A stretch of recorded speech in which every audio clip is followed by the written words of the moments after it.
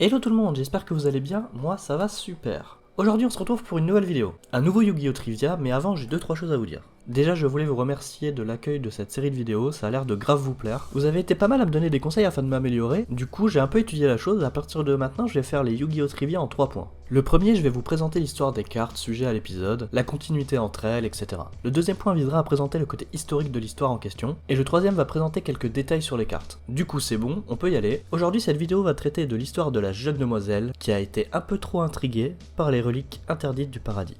Vous êtes prêts? C'est parti. Un jour, dans le royaume céleste au paradis, le temps était ensoleillé, les oiseaux chantaient, bref, tout se passait pour le mieux. C'est alors qu'une jeune demoiselle eut l'idée d'aller contempler les 4 reliques interdites du paradis, le calice, la lance, la robe et le manuscrit. Elle sera fortement attirée par les reliques, à tel point qu'elle ira jusqu'à les dérober, en imaginant sûrement que personne n'en saura jamais rien, et ce, malgré les avertissements des divinités présentes en ces lieux. Mais je ne vous apprends rien en vous disant que tout se sait un jour ou l'autre. Dieu, furieux de la désobéissance de cette dernière, la réprimanda et la jugera coupable de ce vol, mais surtout de ne pas l'avoir écoutée. Mais tout ne se passa pas comme prévu. Les reliques interdites étaient maudites et ont considérablement changé l'apparence de la jeune femme, laissant place à un monstre, mi-femme, mi-démon. Elle a de larges cornes sur la tête, elle est borgne avec des dents acérées et de longues griffes. On est donc bien loin de la beauté et de la pureté du personnage du début de cette histoire. Dieu étant un être omnipotent, décida donc de la bannir du paradis afin de protéger les siens. Elle deviendra alors une sorcière afin d'augmenter ses pouvoirs pour revenir au paradis et pour enfin prendre sa revanche sur Dieu et le défier.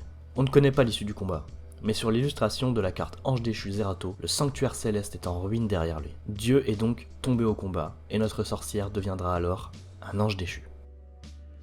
On notera d'ailleurs le contraste entre l'illustration de la carte Assaut de la sorcière et Assaut solennel, la sorcière attaquant Dieu, Dieu attaquant la sorcière, les éclairs violets et noirs représentent le mal, les éclairs jaunes et blancs représentent le bien, etc. C'est ainsi que s'achève cette courte histoire.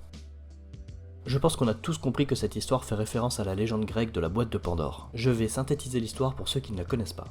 Pandore fut la première femme humaine façonnée dans l'argile par Héphaïstos et animée par la déesse Athéna. Bref, elle fait sa vie, mais avant d'envoyer Pandore sur Terre, les dieux lui avaient remis une boîte, sans lui dire ce qu'elle contenait. Zeus lui ordonna de ne jamais l'ouvrir. Mais Pandore était énormément attirée par cette boîte, si simple à ouvrir. Elle passait et repassait devant la boîte sans oser y porter la main, attirée par l'envie de lui ôter son couvercle, mais aussitôt arrêtée par le souvenir de l'interdiction formelle de Zeus. Un jour, elle craqua. Elle s'approcha alors de la boîte, et piquée par la curiosité, Pandore sentit le couvercle se lever doucement. La boîte à peine ouverte, tous les maux de l'humanité s'échappèrent. Ainsi, la guerre, la maladie, le vice, la vieillesse, la perfidie, la misère et tant d'autres fléaux encore se répandit partout dans le monde.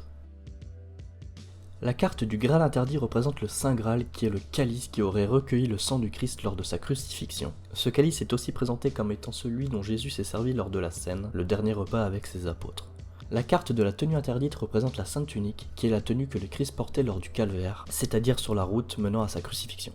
La carte de la lance interdite représente la Sainte Lance, aussi appelée la lance de Longinus. Longinus le centurion, c'est le nom que donnent les chrétiens au soldat romain qui a percé de sa lance le côté droit du Christ une fois mort sur la croix. La carte du manuscrit interdit représente la Sainte Bible, le livre religieux des juifs et des chrétiens considéré comme parole inspirée par Dieu.